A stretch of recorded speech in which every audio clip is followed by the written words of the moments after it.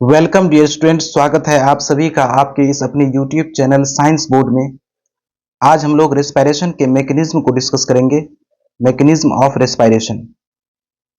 Respiration का क्या mechanism है, सेल के अंदर रेस्पिरेशन किस तरह से होता है, ये जनरली बोर्ड एग्जाम में नहीं आता है।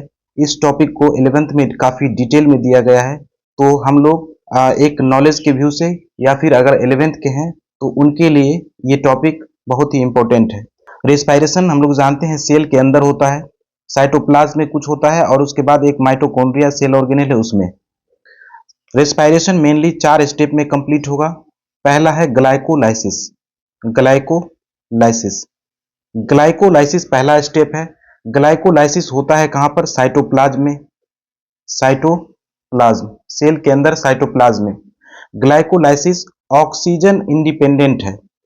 ऑक्सीजन इंडिपेंडेंट प्रोसेस इसके लिए ऑक्सीजन की जरूरत नहीं है, बिना ऑक्सीजन के हो सकता है। एरोबिक और एनारोबिक दोनों में होता है, aerobic and anaerobic. Glycolysis aerobic और एनारोबिक दोनों ही रेस्पिरेशन में कंप्लीट होता है। ग्लाइकोलाइसिस में ग्लूकोज का ब्रेकडाउन होता है पायरुविक एसिड में। पायरुविक एसिड, इसको याद रखेंगे। ग्लूकोज टूटेगा पायरुविक एसिड में और ये पायरुविक एसिड है 3 कार्बन का। कई बार एग्जाम में पूछा गया है कि पायरुविक एसिड कितने कार्बन का होता है। याद रखना है पायरुविक एसिड 3 कार्बन से बना होता है। ग्लाइकोलाइसिस में मेनली NADPH2, 2 मॉलिक्यूल NADPH2 बनता है और 2 मॉलिक्यूल ATP बनता है। इसी ATP एनर्जी का यूज सेल में होता है। हालांकि इसमें NADH2 भी बनता है 2 मॉलिक्यूल। ये है ग्लाइकोलाइसिस का प्रोसेस। ये एरोबिक और एनारोबिक दोनों में कॉमन है, दोनों में होता है।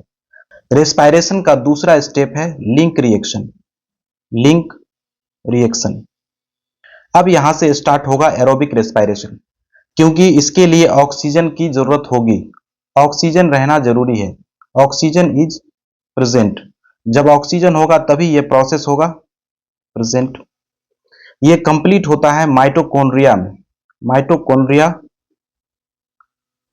और उसमें भी कहां पर? मैट्रिक्स में। माइटोकॉन्ड्रिया के मैट्रिक्स में। इसी प्रोसेस से फर्स्ट टाइम CO2 रिलीज होता है। Release CO2 first time. उसके बाद इसमें क्या बनेगा?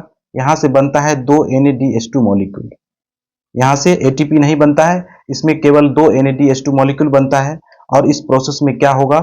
पायरुविक एसिड जो ग्लाइकोलाइसिस में बना था वो पायरुविक एसिड कन्वर्ट हो जाता है। एक कंपाउंड है acetyl coenzyme A। Acetyl coenzyme A में कन्वर्ट होता है। तीसरा रेस्पिरेशन का स्टेप है Krebs cycle. Krebs cycle. Krebs cycle याद रखेंगे। रेस्पिरेशन के दौरान सेल के अंदर माइटोकॉन्ड्रिया में क्रेब्स साइकिल चलता है। इसका जो नाम है वो H.A. क्रेब्स के नाम पे रखा गया है। H.A. क्रेब्स साइंटिस्ट थे, H.A. क्रेब्स उनके नाम पे रखा गया है।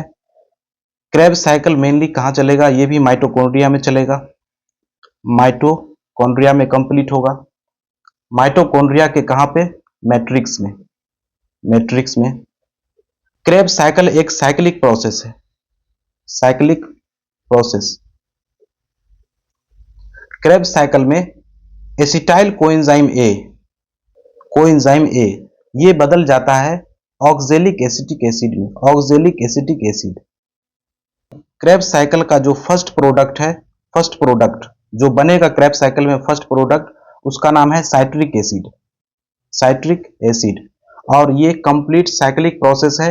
इसमें साइट्रिक एसिड कन्वर्ट होता है बहुत सारे प्रोसेस से ऑक्जेलिक एसिड में, और उसी से 6 NADH2 मॉलिक्यूल बनेगा। उसके बाद 2 FADH2 बनेगा और 2 ATP मॉलिक्यूल बनता है। तो ये सारा कुछ बनता है क्रेब्स साइकिल में। और ये क्रेब्स साइकिल के बाद अब जो चौथा स्टेप है, लास्ट स्टेप, ETS। इसका फुल फॉर्म है electron transport system. ETS complete होता है माइटोकॉन्ड्रिया के मेम्ब्रेन में। Mitochondrial membrane. ETS में जितने भी FAD मॉलिक्यूल बने हैं और NADH2 मॉलिक्यूल बने हैं, ये सबको कन्वर्ट कर देगा ATP में। क्रेब्स साइकिल हो या लिंक रिएक्शन हो, उसमें NADH2 और FADH2 बना था, ये सब को कन्वर्ट कर देता है ATP में। तब जाके यहाँ पर कंप्लीट होता है और एक ग्लूकोज मॉलिक्यूल ग्लाइकोलाइसिस, उसके बाद लिंक रिएक्शन, उसके बाद क्रेब्स साइकिल और फिर ETS, इस चारों से गुजरता है। तब जाके यहाँ पर बनता है 38 ATP एनर्जी। 38 ATP एनर्जी, इस तरह से ये इसका मैकेनिज्म है। ETS के बारे में एक और बात याद रखना है, हम लोगों ने साइनाइड का नाम सुना होगा।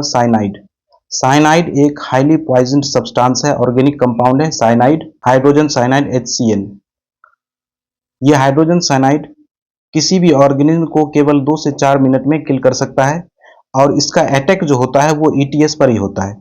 यानी हाइड्रोजन साइनाइड ETS को रोक देता है सेल के अंदर, और ETS रुकेगा, एनर्जी बनना बंद होगा और जो सेल है वो डेथ हो जाएगा, डैमेज हो जाएगा। इस तरह से ये इसका मैकेनिज्म है।